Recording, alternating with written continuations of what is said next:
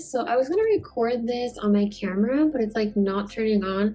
But today I was just channeling about being in a healing profession, what it's like to be a healing, caring person, a giving, generous person that is also in a healing profession, and what it means to hold that weight and space with your role in the world. So I just drink a bunch of mushroom coffee, and it's lion's mane coffee. And the thing I love about lion's mane is that it promotes neurogenesis in the brain. And so whenever I take lion's mane, I always notice that I just start channeling stuff. It's amazing because it kind of gives you that psychedelic shroom-like effect, but without the mushrooms. So that's what I really love about it. And if you see me looking down, I'm also recording my audio on my phone.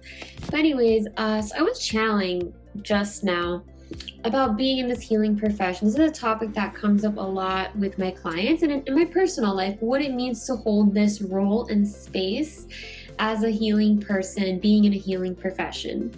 And that doesn't matter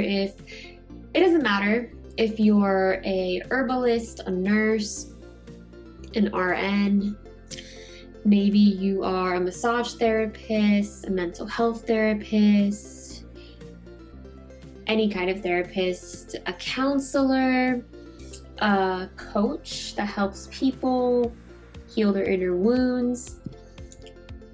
Anything that you do that's a healing profession, even if you're not in a healing profession, you might just be a person that's a healing, caretaking, nurturing kind of person, that you have like this desire to help people, and you either have like heightened empathy or you have this sense of compassion that when somebody feels bad or something is going wrong, that you want to extend that compassion. You're like, okay, like what can I do to help? So that is what I would define as a healing person, a helping person, a caregiving person. So yeah, I'm really excited to talk about this because I feel like, again, this is something that we all know holds a lot of weight. And I think something we struggle with is, well, we struggle with a lot of things. Obviously, we struggle with overgiving, being too generous. We struggle with boundaries. And a lot of us also struggle with codependency, being codependent, whether on our partners, our friends, that you want to sometimes overgive too much, that you don't really save up any of your own energy to like recharge your own energy. And if you're also an empath or a clairsentient, which just means that you feel other people's emotions, and a lot of us do, if you're also a giving kind of person, then you will tend to feel other people's emotions. We tend to take on that energy, other people's energies, other people's emotions, and it's foreign energy, meaning that it's not your own energy, it's not in your own energy bubble. And what that can do is that can create like these energy cords with the person that you're either codependent on, maybe too reliant on, or too generous with in general. It tends to just really drain you. In the end, it really tends to drain you, it tends to exhaust you. This is something I have had to learn in the past 2 to 3 years.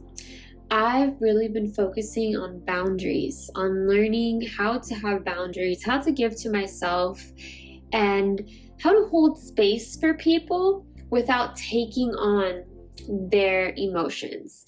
Now, if you are like a nurse and you're always seeing people die at the hospital, or every so often. I don't know how often people die at the hospital, Shout out to you nurses, you guys are amazing. And you're seeing that, or somebody going through something, or a client tells you something, and you are feeling that energy, you tend to take it home, like from work or your environment. And again, even if you don't have that healing profession, if you just are kind of an overgiver, you'll take that energy with you and you'll take it and bring it home, and you bring that foreign energy with you. And it creates all these problems for you, right? It's like, you have to also give to yourself. You have to create that separation, that distinction between you and others. I noticed a sense of merging that happens with healers. Now, I just remembered, so I'm in the process of applying for master's programs. Well, I finished my application process. I already got accepted to one of them yesterday. Yay! It's a counseling program. And yeah, I'm waiting to hear back on another one. And something they explained when I went to the orientation, something that they had explained is just how important and how significant it is to deal with our own stresses and not cry after every client session. So when I was at my therapy orientation, they told us, it's okay if you cry like once or twice with a client, but you can't be carrying their emotions. Like, therapy is a very emotionally heavy job, right? And this is something I've had to learn over time with a lot of my clients. And I hold space for their traumas, their wounds, and their stuff that they're going through. And sometimes I do tear up a little bit because it's sad as hell. But at the same time, I don't merge my own energy with their energy. And all right, so I had to pause it for a little bit because my laptop was dying. But anyways, what I was saying was just that I don't merge my own energy with my client's energy. That's something that I have had to learn. And it does take practice. It takes skill to do this. It's not impossible either. And you just have to realize that there's also different kinds of empathy. Now, what you're having when you're feeling other people's emotions is emotional empathy. And then there's the intellectual, mental kind of empathy where you're able to place yourself in other people's shoes, but you don't feel the emotions. And then there's compassionate empathy. And this is known as the healthiest form of empathy because you are able to understand what somebody's going through. You're able to put yourself in their shoes and you're able to really sympathize with them. But then you're also able to be like, okay, what can I do to help? Or, maybe ask them a few questions so that they can come into that own awareness within themselves. It's just about having compassion, really. And it doesn't mean about fixing their problems, nothing about that. It is not about fixing their problems. But compassionate empathy is about holding that space for people, seeing them, hearing them, making them feel seen and heard and loved, really, because that's a big part of love, is feeling seen and heard. And some people have never felt seen and heard their entire lives. So doing that, holding that space, but at the same time also being able to differentiate. I don't have to take on this person's emotions, but hey, I'm able to listen. I'm able to actively listening to the individual, seeing them, hearing them, not interrupting them, not trying to fix them, because that would be the opposite of compassion. Not trying to fix them or control a situation, because fixing equals controlling, but just trying to be like, okay, I hear you, maybe asking a few questions so that they can come to their own awareness and dive a little deeper. Maybe there's something you can do to help, right? Like, for example, if somebody is needing that extra support, like maybe they just need somebody to listen to, and you can be that ear to listen to. And this doesn't mean giving out and pouring out your energy, because you're not going to hold that space for everybody, but just the people who deserve your time and energy. This is another thing I wanted to mention, is about the equal exchange of energy. Now, as healers, if you're in a healing profession or just a healing person, you tend to overgive to the wrong people, trust the wrong people, and then you end up being taken advantage of.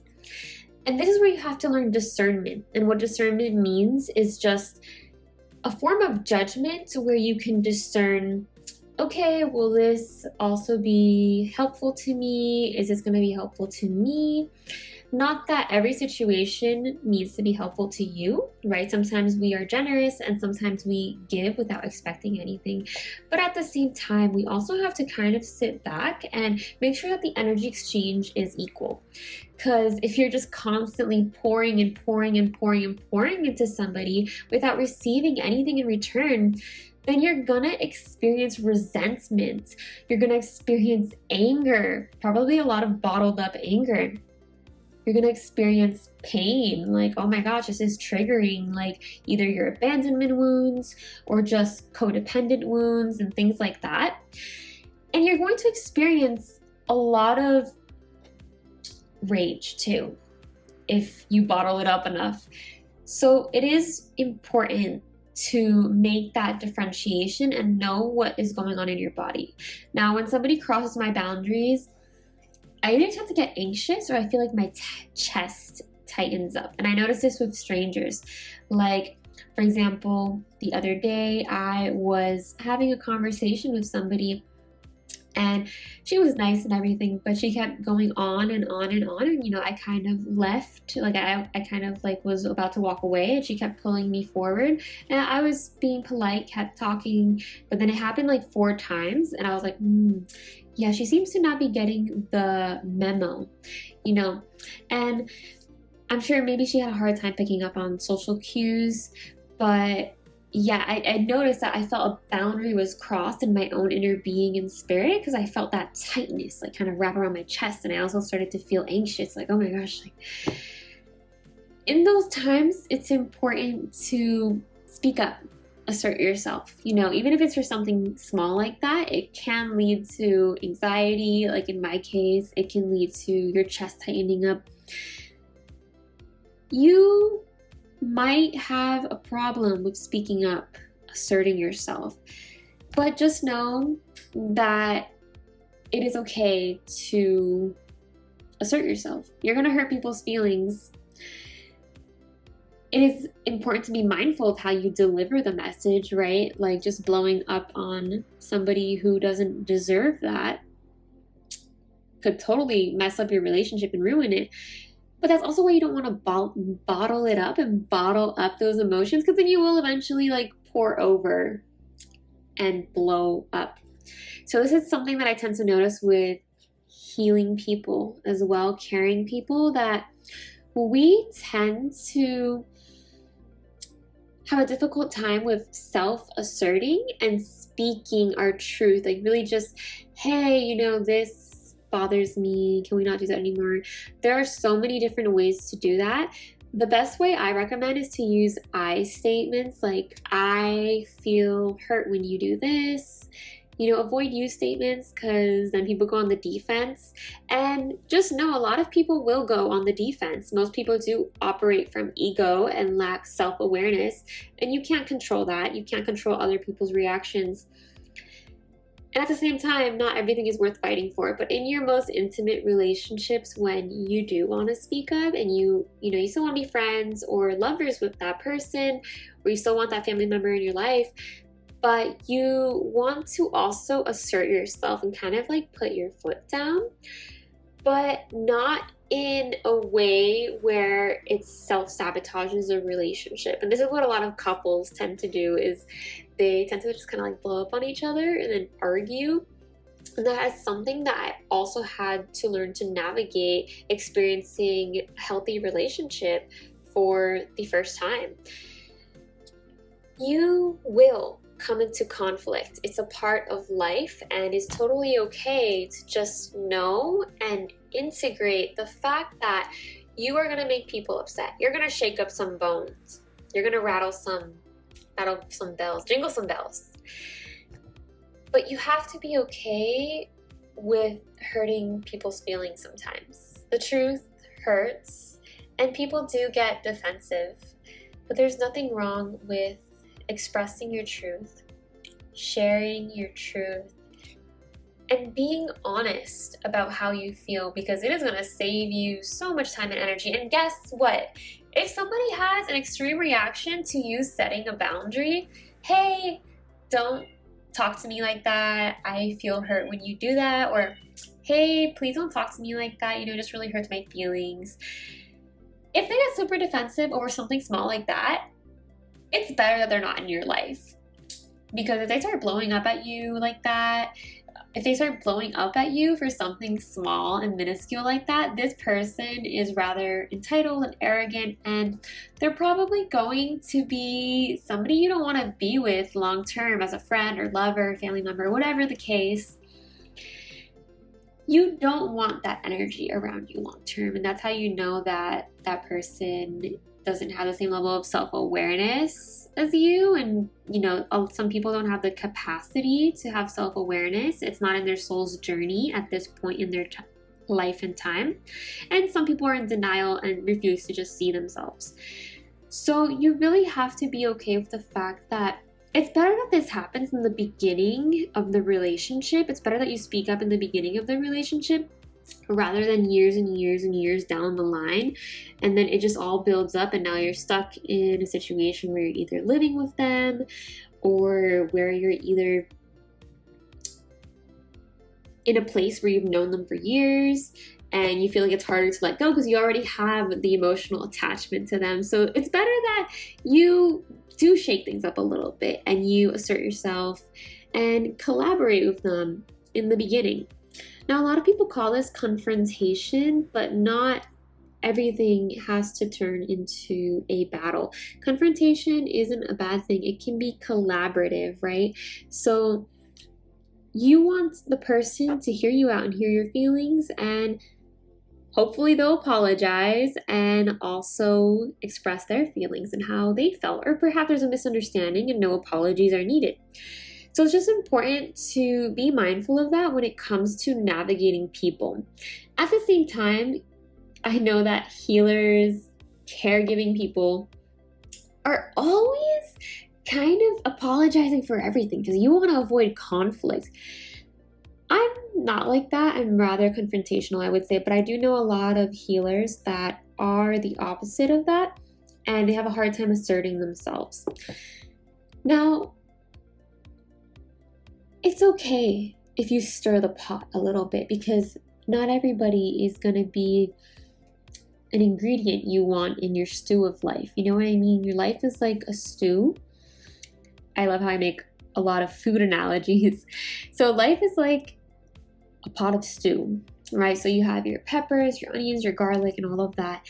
And then those are all the people in your life. And you know when you throw in an ingredient that it just ruins the whole stew? Like if you add too much cayenne pepper or something, it just destroys the stew, right? It destroys it. So you don't want too much cayenne pepper in your life, but you want to make sure you have the right ingredients. And so that's why you need the right energy in your life. But then once the cayenne pepper is already in your stew and you put way too much of it, the soup is already destroyed. So before you let somebody into your inner circle, you can think of the stew as like your inner circle of friends, family members, your lover, coworkers, classmates, whoever you let into your inner world. Think of these people as a part of your stew. And if they're already in the stew, that means you've let them into your inner circle. Now it's going to be so much harder to detach from them. So think of it that way, like you're protecting yourself. It's called self-preservation. So it is important to speak up for yourself, to be mindful also of your own anger, your own emotions, your own sadness, because we also can't expect other people to always hold the weight of all of our emotions either. Now, I do notice that a lot of people don't know how to have relationships, don't know how to have friendships, don't know how to have connections because, the pandemic, right, has made us so detached, I believe.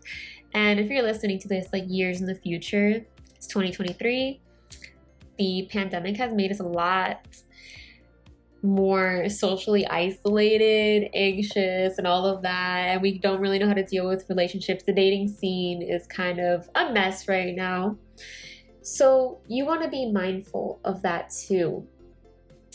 People have their own issues and traumas and whatnot that they need to work through, and you don't have to hold all that weight, but also a good friend, lover, connection, intimate connection that you let into your life, somebody who's more than just an acquaintance or a stranger, is going to want to listen to your innermost feelings. They're going to want to support you. They want to hold space for you. that's what community is for. Our ancestors grew in communities, right? Our ancestors were helping each other, right? There wasn't just one parent or two parents taking care of all the kids were raised by a village. So it's that dynamic that we need to understand. I think a lot of people do see friendship as a job, and they say, oh, I don't want to have emotional labor for other people. By the way, that word was also used it's been misused so many times. It was actually referring to customer service, emotional labor. But yeah, like we have to realize that as friends, lovers, people that we want in our space, we have to hold emotional space and capacity for these people, but they also have to be willing to hold it for us. It's a mutual give and take. And that's how the intimacy grows. That's how the relationship grows. You can't overgive to yourself. As a healing person, you cannot overgive, because then also the person can sometimes take you for granted, or they get used to it. And then one day when you blow up, you're like, why don't you do anything nice for me? Or why, you're like, why don't you do anything nice for me? Why can't you listen to me? Like, why can't you change this? And they're like, whoa, like, I didn't even know about this. I didn't know it bothered you. Maybe they just never heard you say it. It's just something that you have been keeping to yourself for a very long time. So again, just keep that in mind. You don't want other people's emotions in your space, but you can hold space for them. There's a differentiation there. And this is what I call the middle point between connecting with people. You can understand what somebody's going through, sympathize with them. Even if you've never been through their experience, you can sympathize with them and be like, wow, I can put myself in this person's shoes. I can see what they're going through. Yeah, that must have been really hard. You can hold space for them, but you can also detach yourself mentally, detach yourself from what is going on, right? You can detach yourself from their emotions. And you can tell, a lot of people are like, oh, I don't want to emotionally dump, or maybe you've had somebody emotionally dump on you, and maybe you've made yourself out to be the therapist friend. And this is because you have probably given people unsolicited advice or help. You always wanted to help them. They got used to it, and now they treat you like a therapist friend, and they vent to you all the time. I've been there. Trust me. That's why setting those boundaries are so important. You don't want to be that friend that people are always dumping to. You do want to hold space to a healthy capacity, but you don't always have that room to hold that space, and you also don't always want to hear the same things over and over again, right? That's when you would refer the individual to get professional help. But it is important to hold those boundaries, and you have to make this distinction from the beginning. If you struggle with codependency, or somebody's being codependent on you, you have to be mindful of your dynamics with other people. You have to be mindful, am I relying too much on one specific person? Again, that's why having a group of friends, or other support systems, so then you don't keep going back to that one person for the same thing over and over again. If you have at least 2-3 friends, even a therapist can be really helpful. You can go to these different people, and you don't have to constantly, we do need that support as human beings. There's nothing wrong with needing support, but it's also about, we also have to validate ourselves and know how to support ourselves, right? You're not going to share every breakdown you have with a friend, and that's just life, right? You're not going to share every breakdown you have with a friend. You also have to learn how to hold space for your breakdowns, how to deal with stress, how to self-soothe. And that's a skill I highly recommend that healers and caregiving people have. Self-soothing, whether that's taking a nice warm bath, maybe making a nice hot cup of tea, exercise. It can be low kind of what's it called? Low movement, right? Where you're just walking. It doesn't have to be anything high intensity. That's what I mean. It doesn't have to be high intensity. It can be low intensity exercise, just taking a simple walk. Okay, I don't mean going out to the gym and lifting weights. Okay. just have these different ways of self-soothing. Think about the things, like what are the things that really allow you to self-soothe? What are the things that bring you that joy, that peace, that calmness? What are the things that return you to your center? What are the ways that you ground yourself? For example, even just being out in nature, sticking your feet in the dirt actually reduces oxidative stress. So being out in nature, connecting with the energy of the trees. You can put your hand on a tree and ask the tree to ground you, right? I really work with the energy of nature. And I also do Reiki healing. So like I love to just self-soothe by either giving myself Reiki. I'll have a nice cup of tea. I really love like lemon balm because it soothes, it's a nervine, meaning that it works in the nervous system to reduce that stress. Or sometimes I'll also just ground the tree. It's amazing. It takes like 2 minutes. I'll put my hand on a tree. I'll ask the tree to ground me, and it really soothes me and calms me and relaxes me. It's a very beautiful experience. There's so many different ways that you can self-soothe, and I want you to just explore the different ways. If you don't know how, explore different techniques and methods. You know, maybe you're overthinking. Go read a book.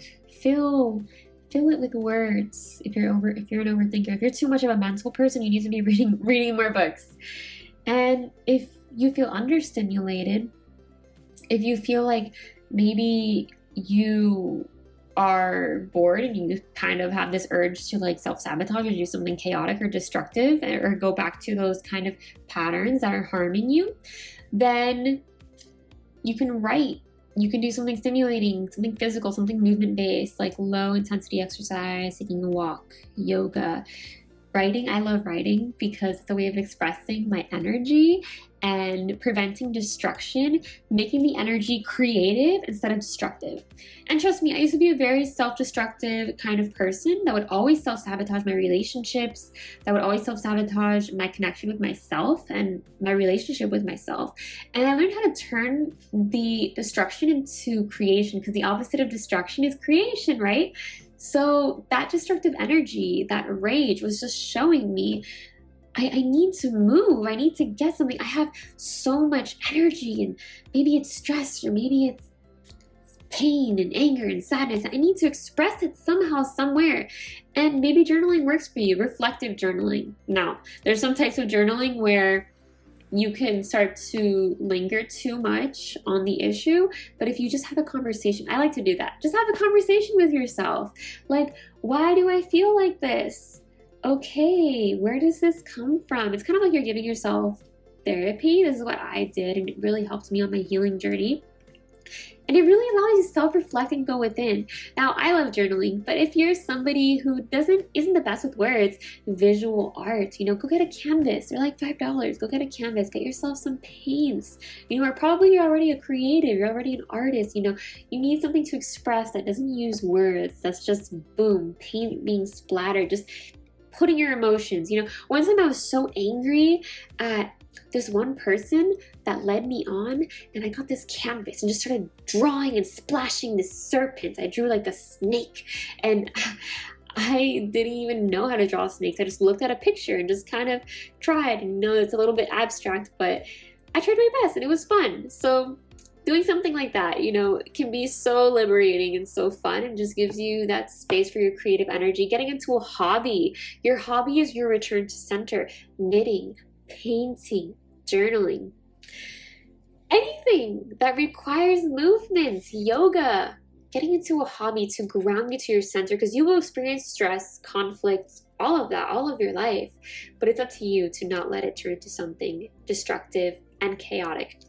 So with this, I feel complete.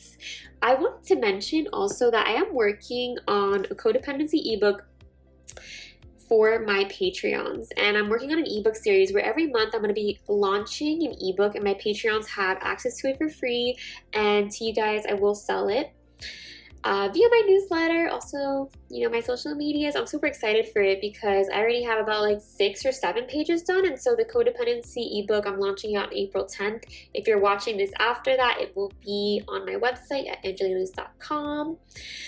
And yeah, I'm really excited for you guys that struggle with codependency. If you struggle with like detaching, having that detachment from other people and grounding back into your own energy, then I really recommend that you either join my Patreon or buy this ebook. I feel like you guys will really enjoy it. I'm having a really fun time writing it, and it's from my own experiences, what I've also witnessed and researched. And so I just feel like it's gonna really help you guys, kind of like a workbook ebook. And yeah, it just has like information and also integration, because to me, like, being the sage, I'm this very sagely wise person, and being the sage, I don't like to just give people information. I like them to integrate it. So we'll have some journaling questions there, some reflections, visualizations, just for you to understand how that energy works and how to work through it. So yeah, I'm really excited to incorporate those somatic techniques there to help you guys integrate it. To me, it's all about integrating that knowledge into wisdom, because somebody can just tell you something and advise you something, but you're not really going to integrate it, you know? So yeah, if you're looking for integration on how to heal your codependent patterns and how to work through that, or you need some extra guidance there, then yeah, you can look out for that. April 10th, 2023. I don't know how many years from now you guys will see this, but yeah, it was a pleasure to do this episode. I feel so happy. It was so spontaneous, you know. It was just like, I just had coffee and I just had this inspiration and creativity, and you know, that lion's mane working in my brain just makes me like, yeah, so hyped up. So yeah, I'm super excited. And if you guys have any suggestions or recommendations for what you want to hear from me on the podcast, definitely let me know. Please reach out to me. Let me know. You can tell me on social media or via email. Let me know. I want to hear what you want, what you have to say, because, you know, sometimes I don't have all the ideas. But I want to hear it. Okay, I want to hear what questions you guys have, what wisdom you need from me. Okay, I'm your sage. Okay, so if you enjoyed this, follow me, and yeah, I hope you have a lovely rest of your evening. Bye. Or day or night, wherever you are. But bye.